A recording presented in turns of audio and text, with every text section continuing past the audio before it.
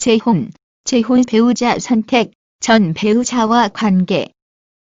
재혼, 전 배우자와 이혼했거나 사별 후 다시 결혼하게 되는 상황이다.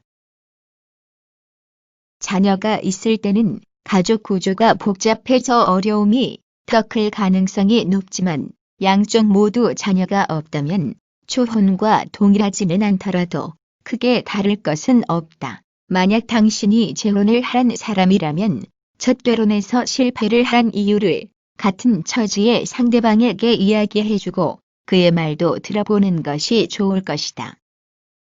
이혼의 책임이 자신보다는 상대에게 있다고 느끼는 사람이 많을 것이다. 이번에는 그런 책임을 떠넘길 일이 없도록 불행을 예방할 대책을 강구하기 전에 나에게는 문제나 책임이 없었는지도 잘 생각하여야 될 것이다. 사람은 누구나 실수를 저지를 수 있다. 그러나 두 번 다시 되풀이하지 않는 게 바람직하다 할 것이다. 그러기 위해서는 자신에 대한 성찰이 중요한데 자신에 대해 잘 아는 것이 쉽지 않다. 자신에게 내재되어 있는 갈등과 이혼의 원인이 대부분 그대로 남아있기 때문이다. 물론 이런 것들은 상대가 누구인가 또 상대의 반응에 따라 달라지는 면에서 상대적인 면도 많지만 절대적인 면도 매우 크다. 재혼 배우자 선택, 기본적으로는 초혼과 크게 다르지 않다고 할 수 있다. 초혼 때보다 상대가 제한적이며 특히 자녀가 있으면 어려움이 클 수 있다.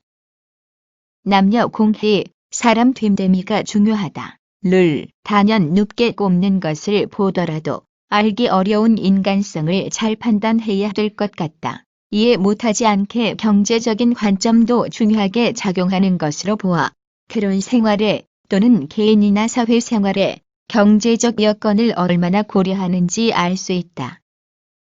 남성은 여자가 온졸한 마음을 갖고 돈을 함부로 쓰며 남편이나 시댁은 제쳐두고 자녀에게만 전념하는 행태 등을 문제점으로 꼽는 편이다. 한편 여성은 남성이 경제력이 약하거나 과도한 음주, 폭력, 노름, 마음이 해악함, 남의 여자를 엿보는 것, 처갓집에 관심이 약한 것 등을 손꼽는다.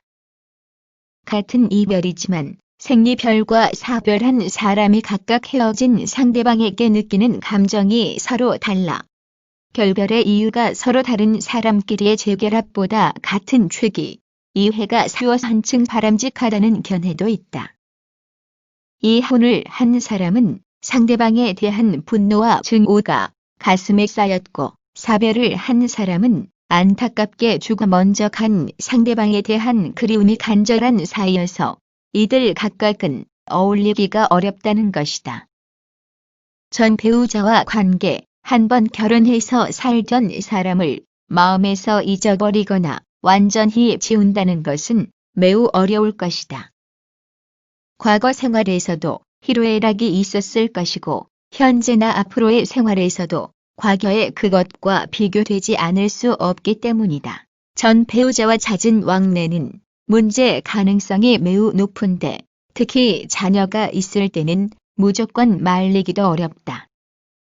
전 배우자가 지속적으로 돈을 요구하는 등 협박하거나 문제를 일으키는 수도 있다. 재혼을 한 당신은 당연히 새로 맞은 배우자가 전 배우자와 완전히 결별했기를 기대할 것이다. 그런데도 관계를 청산하지 않고 있는 사실을 알았다면 유쾌할 수는 없을 것이다. 그러나 당신은 지난날 그들의 결혼이 불행한 결과로 마감하지 않을 수 없던 이유와 지금도 관계를 청산하지 않고 있는 일에 관하여 진지하게 논의를 해봄직할 것이다. 그렇게 사려 깊고 침착한 자세를 견지하는 것은 자신의 미래를 지혜롭게 해결할 수 있는 여유 있는 자세가 될 것이다.